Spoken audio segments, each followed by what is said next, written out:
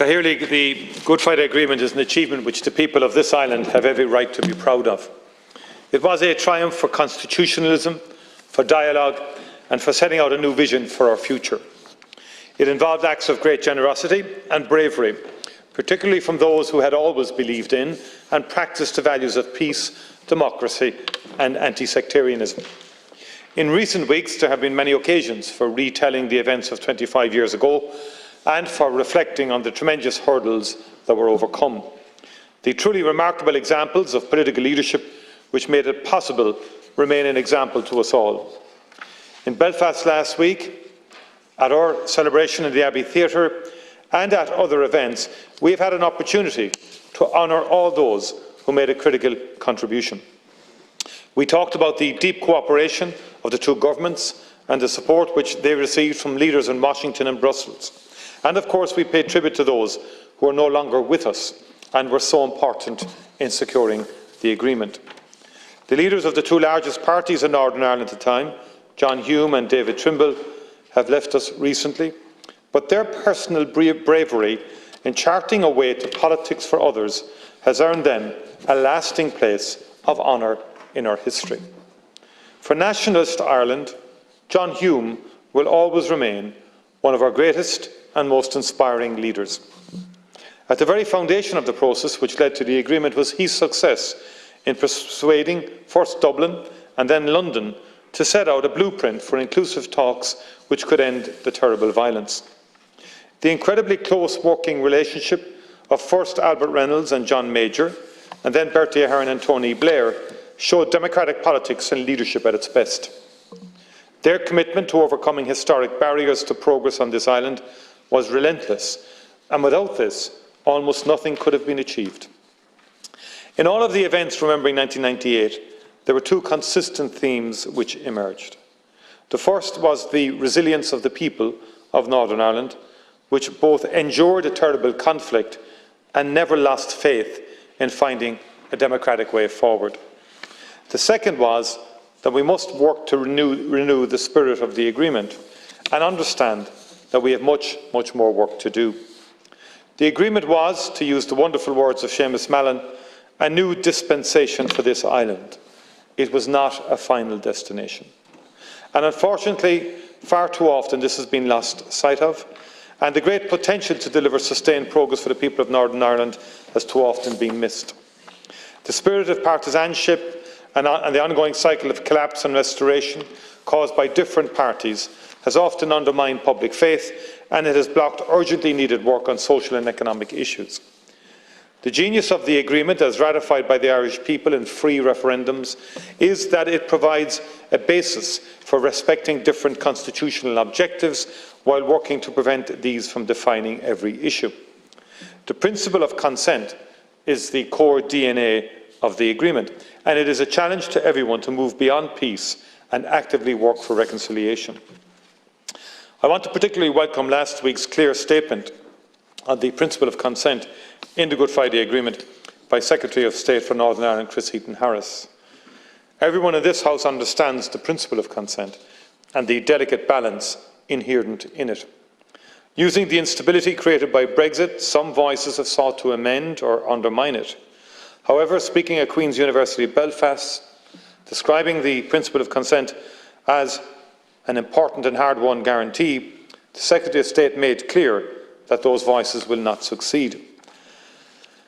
Cahir League, as President Biden so passionately said, peace was not inevitable. We can't ever forget that. There was nothing inevitable about it. Peace is not inevitable. It requires hard work.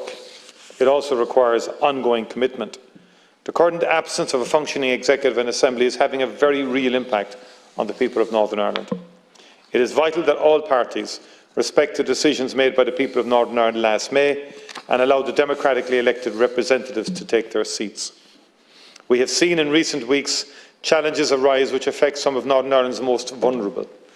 At such difficult times, the people of Northern Ireland need and deserve effective local leadership. Just as those who blocked the Assembly and the Executive in the past were wrong, the same applies today. Parliaments are established and perform core functions after elections. This is a core democratic principle and it needs to be respected. Once the results of the latest Assembly elections are respected, then we then need to discuss reforming the mechanisms applied in the future. Reform is clearly necessary. We have to address the workings of the institutions and how many voices are marginalised and key information withheld. We have to address the refusal of parties to allow the civic forum to be established, for example. We also need to overcome the barriers to the effective workings of the ministerial councils and the all-island bodies. The principle of consent and the good faith with which the Irish Government has shown in respecting agreements means that no one has anything to fear from these bodies. It is quite the opposite. When allowed to work to a constructive agenda, they have delivered real benefits to communities in terms of public health, tourism, trade promotion, language support and other areas. The Nordic Council has shown how, for example, for decades countries can share tasks without infringing on each other's identity or sovereignty. The Good Friday Agreement speaks of the necessity of acknowledging the suffering of victims. Too little has been done on this, and too many are focused only on their own victims.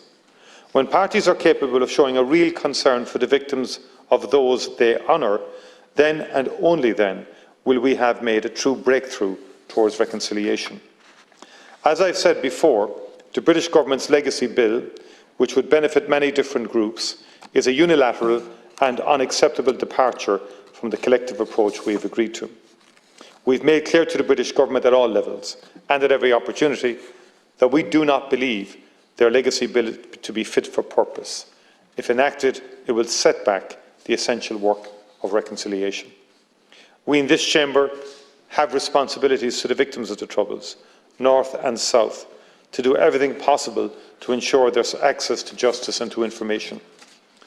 To have a real chance at a new Ireland, to have a real chance to live up to the aspirations of our Constitution, to unite all the people who share the territory of the island of Ireland in all the diversity of their identities and traditions, we have to make an effort to create an Ireland in which everyone feels welcome. And this is not the work of other people, it is the work of each of us.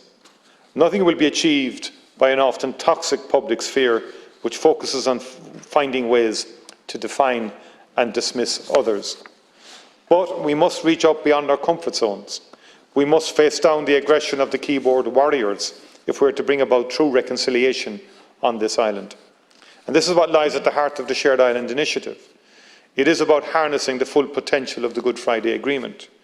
It offers a way of building genuine understanding between communities and an investment plan for building connections which goes far beyond anything ever before envisaged. Research already undertaken on education, to take just one example of the work that has been done through the Shared Island Initiative, has shown differences and challenges on both sides of the border. It has reinforced the urgent need to be far more ambitious in tackling early school leaving and the social and economic benefits which this would bring.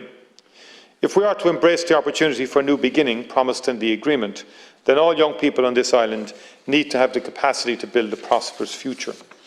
A brighter future is what the architects of the peace process were reaching for in 1998. We've made great strides since then, but still have a distance to go to realise their vision of a truly reconciled and peaceful island, where all communities and individuals can look to the future with hope. To achieve this, we must work together. 25 years after the Good Friday Agreement was reached, I can assure you, Cathaoirleach and the House, that the Government remains absolutely committed to realising this vision.